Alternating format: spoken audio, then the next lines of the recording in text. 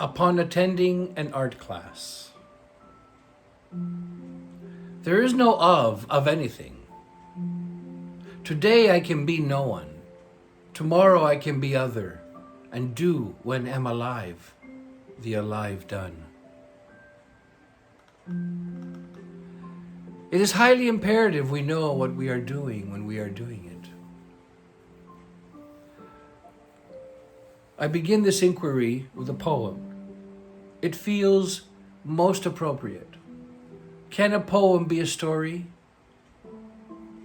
Then let it be this one. We are here today attending an art class with assumed confidence. We think we have thought it through thoroughly and can safely assume we know why we are here. Have we? We have even convinced ourselves we are here for all the right reasons, to do or make art, whatever that means. Are we? Are we here for that? Is there something else we are missing? Have we thought this through? Having thought it, have we thought about the thought itself? Does it measure up to our expectations? Does it really do art or make anything? Do we walk with that measured confidence with confidence? Can we be made ready to deal with why we are here? Do we dare to wander that far? Is it that big a deal? Could we be here for more than just art, a method, or a technique? It is amazing what is in our wandering mind. It is like a miniature universe containing our whole life in a flask.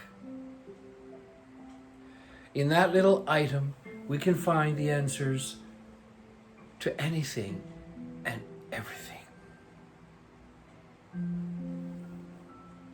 Art is like this.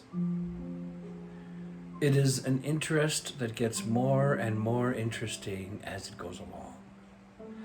Starting out simple and then more and more complex until it is absolutely convoluted and impossibly, irretrievably coiled in upon itself, and we, lost in its maze as we try to understand its many-sided angles and faces and meanings. We are lost in a world which confounds us, where right side up is upside down and the laws of physics do not apply. Art is a world where we get lost. We come here because we want to get lost. We need to get lost so we can find another way back. So what are we trying to find? After all, isn't it enough to say, I love colors, or I've always been attracted to art from noticeably young but never found the time, or I'm curious to explore it, as if curiosity by itself could ever offer enough motivation to get you to commit yourself to 10 classes on a weekly basis. That should be the final query, shouldn't it? After all, we come because we enjoy ourselves and to meet people, to get out of the house. It's true, art does settle us down and helps us along our dreary way. It is a social activity and helps in the meeting of others. But all of this is circumstantial, after all. It will happen anyway if you fill a room with people for any reason at all. What if we were to delve a little deeper into the issue of why we might be here? I wonder what we might find. What about the other things? The unmentionables? Yes, those. Remember them? What about those shadows following us wherever we go? Those ideas like phantoms haunting us, waiting to be expressed? What about those mind-bending thoughts that are always just in the periphery of our intentions? What about the thoughts we dare not express? What about the thoughts that have to do with ourselves? Does that come too close? Is there guilt hiding in our personalities? Is there envy and cruelty just around the corner of our eyes? Are they following us? Are we here to escape them? Is art an escape hatch, contemplating a safe place, an oasis to the fleeing spirit, always on the run? What could we be running from? And what are we running to?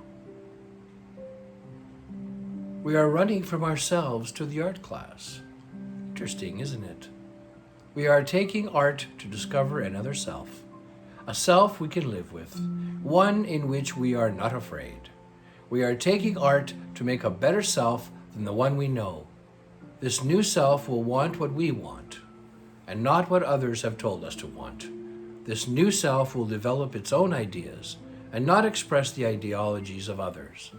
This self will believe in what it deems worthy of belief, and not adopt religious dogmas.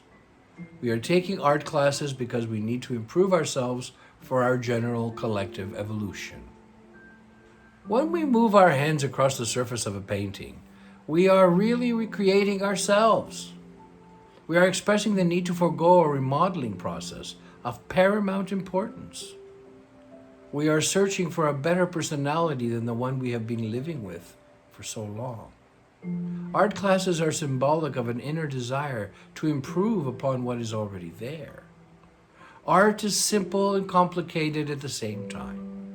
It does not need to confide in others because it is complete. It's beginning to sound like an entity with its own life force and its own agenda. But we are its life and its agenda. Art needs us as much as we need it. There is something so fascinating in art it escapes our understanding. It is never ending in its makeup, which makes it tantalizing, tempting, and irresistible. If you pursue it, never let you down. It keeps you in a rush. I imagine this is one of the reasons we come to an art class. We get to go on a ride at a Luna Park of our imagination, feeling a rush which never lets us down. But surely art is more than this. It would not persist if it were not more than its details. It must be more startling and alarming, more explosive. We attend an art class for more than the marvelous ambidextrous experience it offers. Our instinct tells us there is more waiting for us to discover, something more personal than we ever imagined. In creating, we are discovering ourselves. What do we look like? Who do we resemble? We could suddenly see ourselves in that gnarled old tree we are drawing. Our feelings could be hiding behind that broken vase in the shadows of a still life. We could be glancing out of the eye of the old man we are struggling to draw. And suddenly we see ourselves there in the subject we are attempting to resurrect. We get goosebumps all over our bodies, as if we feel the strong connection we have with everything around us, and we are all suddenly, remarkably, not alone. We discover we are connected to inanimate objects as much as we are to living objects. This is a eureka moment. We are not destined to live isolated lives behind secrets, lies, and suspicions. We don't have to live behind walls of distrust and behind countless veils where none can find us. We are all connected to all. Through art, there is no more fear of being discovered for who we really are, because that is why we have come. We are here to be discovered and be revealed. We want everyone to know us. This is cathartic. So in essence, what are we saying? We are saying that art is a relationship. It is a redeeming experience of paramount proportions. It is one of 4 ways in which we can reach the God within us. The other 2 are philosophy and religion. In our time and age, I also add science, which includes technology, the knowledge that has come down to us from the tree of good and evil.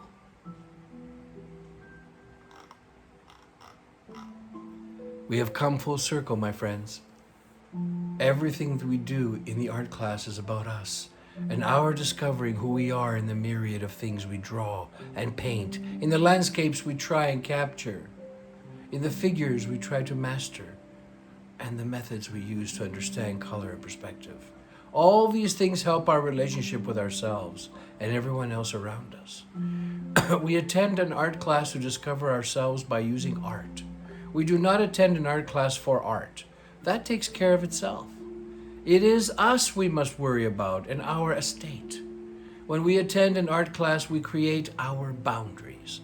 We cultivate our portion of land, our space, and our estate. It is this estate we struggle to take care of. Our estate is our life and everything in it. It is that great emotional situation in which we live and maintain and encircle ourselves with. Through the wizardry of art, we discover our estate, that which we are responsible for, our home. Through art, we can come home. We discover our mind and our personality. It is our awareness, after all, the direct glance at ourselves that it is all about. We fathom the fathomless when we consider what we are doing in an art class. There is nothing more redeeming or beautiful, and nothing more excellent than this.